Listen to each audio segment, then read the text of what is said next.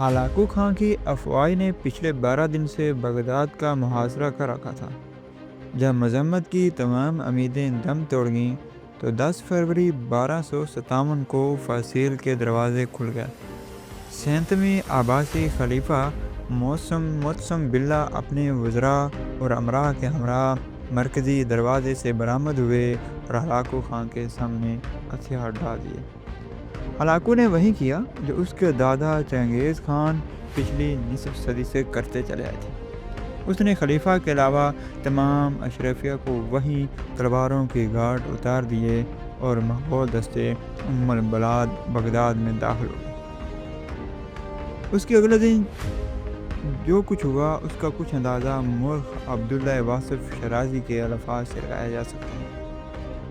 وہ شہر میں بھوکے گدھوں کی طرح پھر گئے، اس طرح جیسے غضبناک بھیڑیے بھیڑوں پر ہلہ بول دیتے ہیں۔ بستر اور تکیے چاقوؤں سے پھاڑ دیے گئے، حرم کی عورتیں گلیوں میں گھسیٹی گئیں، ان میں سے ہر ایک تتاریوں کا کھلونا بن کے رہ گئی۔ دریائے دجلہ کے دونوں کناروں پر آباد بغداد الف لیلہ کے شہرزاد کا شہر، خلیفہ ہارون رشید اور مامون کے قائم کردہ دارالترجمہ کا شہر تھا۔ یہ وہ شہر تھا جہاں مترجموں کو کتابیں توڑ کر سونا بطور معاوضہ دیا جاتا تھا۔ یہ دلکشا مسجدوں، وسیع کتب خانوں، عالی شان محلات، سرسبز باغات، لبلبا بازاروں، علم افروز مدرسوں اور پرتعیش حماموں کا شہر تھا۔ اس بات کا درست تخمینہ لگانا مشکل ہے کہ کتنے لوگ اس قتل عام کا شکار ہوئے۔ مورخین کا اندازہ ہے کہ 10 لاکھ لوگ تلواروں کی گھاٹ اتار دیے گئے۔ تاریخ کی کتابوں میں لکھا ہے کہ بغداد کی گلیاں لاشوں سے اٹی پڑی تھیں۔ چند دن کے اندر ان سے اٹھنے والا تعفن کی وجہ سے ہلاکو خان کو شہر سے باہر خیمہ لگانا پڑا۔ اس دوران جب عظیم و شان شاہی محل کو آگ لگائی گئی تو اس میں استعمال ہونے والے ابنوس اور سندر کی قیمتی لکڑی کی خوشبو آس پاس کے علاقوں کی فضاؤں میں پھیلی بدبو میں مدغم ہو گئی۔ کچھ اس طرح کا ادغام دجلہ میں بھی دیکھنے میں آیا۔ کہا جاتا ہے کہ اس دریا کا مٹیالہ پانی پھر چند دن سرخ بہتا رہا اور پھر سیاہ پڑ گیا۔ سرخی کی وجہ وہ خون تھا جو گلیوں سے بہہ بہہ کر دریاؤں میں شامل ہوتا رہا، اور سیاہی اس وجہ سے کہ شہر کے سینکڑوں کتب خانہ میں محفوظ نادر نسخے دریاؤں میں پھینک دیے گئے تھے اور ان کی سیاہی نے گل کر دریا کی سرخی کو مانند کر دیا تھا۔ فارسی کے عظیم شہر شیخ سعدی خاصہ عرصہ بغداد میں رہے۔ انہوں نے یہیں کے مدرسے نظامیہ میں تعلیم حاصل کی تھی۔ چنانچہ انہوں نے سقوط بغداد کا یادگار نامہ لکھا، اس کا ایک ایک شہر دل کو دہلا دیتا ہے۔ ہلاکو خان نے 29 جنوری سن 1257 کو بغداد کے محاصرے کا آغاز کیا تھا اور حملے سے پہلے اس نے خلیفہ معتصم باللہ کو دھمکی آمیز خط بھیجا۔ لوہے کے سوئے کو مکہ مارنے کی کوشش نہ کرو، سورج کو بجھی ہوئی موم بتی سمجھنے کی غلطی نہ کرو، بغداد کی دیواریں فوراً گرا دو، اس کی کھڑکیاں پاٹ دو، حکومت چھوڑ دو اور ہمارے پاس آ جاؤ۔ اگر ہم نے بغداد پر چڑھائی کی تو تمہیں گہری ترین پتال میں پناہ ملے گی، نہ بلند ترین آسمان۔ 37ویں عباسی خلیفہ معتصم باللہ کی وہ شان و شوکت تو نہیں تھی جو ان کے عظیم و شان اجداد کے حصے میں آئی تھی، لیکن پھر بھی مسلم دنیا کے بہتری سے پر ان کا سکہ چلتا تھا اور خلیفہ کو عزم تھا اس پر حملے کی خبر سن کر مراکش سے لے کر ایران تک سبھی مسلمان دشمن کے سامنے نئے سپر ہو جائیں گے۔ چنانچہ خلیفہ نے ہلاکو کو جواب میں لکھا، نوجوان، 10 دن کی خوش قسمتی سے تم خود کو کائنات کا مالک سمجھنے لگے ہو۔ جان لو کہ مشرق تا مغرب خدا کے ماننے والے اہل ایمان میری رایا ہے، سلامتی سے لوٹ جاؤ۔ ہلاکو خان کو اپنے مغول سپاہیوں کی صلاحیتوں پر پورا اعتماد تھا۔ وہ پچھلے 4 عشروں کے دوران اپنے آبائی وطن منگولیا سے لے کر 4000 میل دور تک آ پہنچے تھے اور اس دوران معلوم دنیا کے بڑے حصے کو اپنے متی بنا چکے تھے۔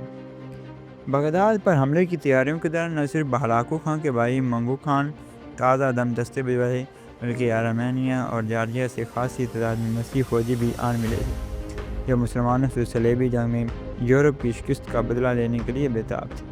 یہی نہیں، منگول فوجی تکنیکی لحاظ سے بھی کہیں زیادہ برتر اور جدید ٹیکنالوجی سے بہرور تھے۔ منگول فوجی میں چینی انجینئروں کا یونٹ تھا جو منجیقوں کی تیاری اور بارود کے استعمال میں مہارت رکھتا تھا۔ بغداد کے شہری آتش گرمادے نقطہ سے واقف تھے، جیسے تیروں سے باندھ کر پھینکا جاتا، لیکن بارود سے ان کا کبھی واسطہ نہیں پڑا تھا۔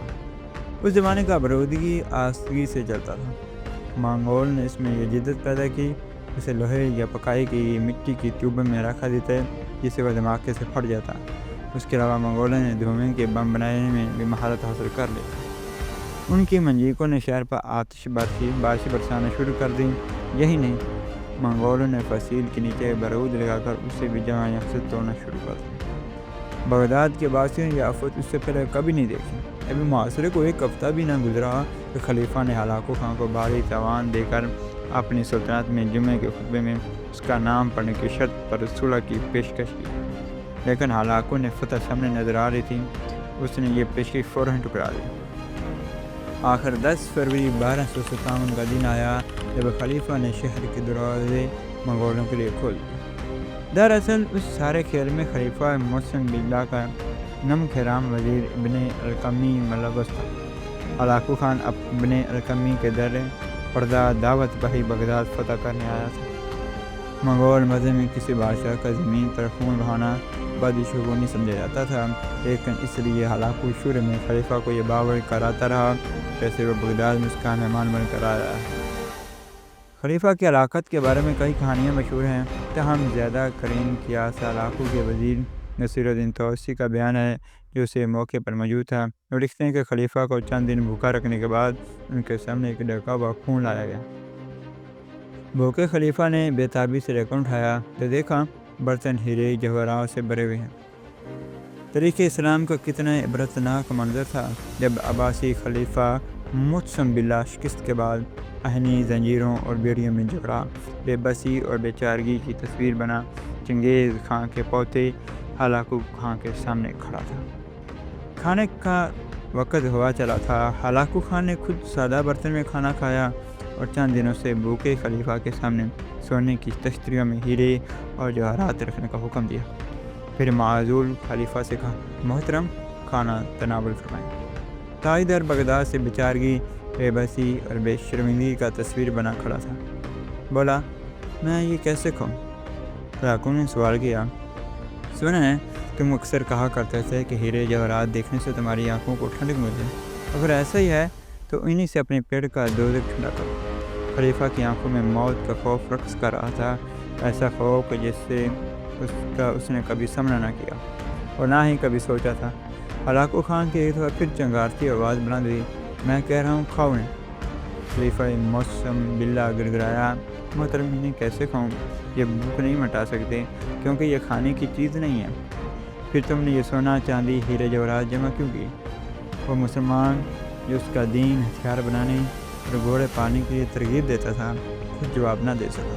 ہلاکو خان نے نظریں گھما کر محل کی جالیاں اور مضبوط دروازے دیکھے اور سوال کیا، تم نے ان جالیوں کو پگھلا کر اہنی تیر کیوں نہ بنائے؟ تلواریں اور برچیاں کیوں نہ بنائیں؟ تم نے یہ جواہرات جمع کرنے کے بجائے اپنے سپاہیوں کو رقم کیوں نہ دی؟ تو جان بازی دلیل سے میری فوج کا مقابلہ کریں۔ خلیفہ نے تعصب سے جواب دیا، اللہ کو یہی مرضی تھی۔ ہلاکو نے کڑکدار لہجے میں کہا، پھر جو تمہارے ساتھ ہونے والا ہے وہ بھی خدا کی مرضی ہے۔ اس نے خلیفہ کو نمدوں میں لپٹ کر اس کے اوپر گھوڑے دوڑا دیے تاکہ زمین پر خون نہ بہے۔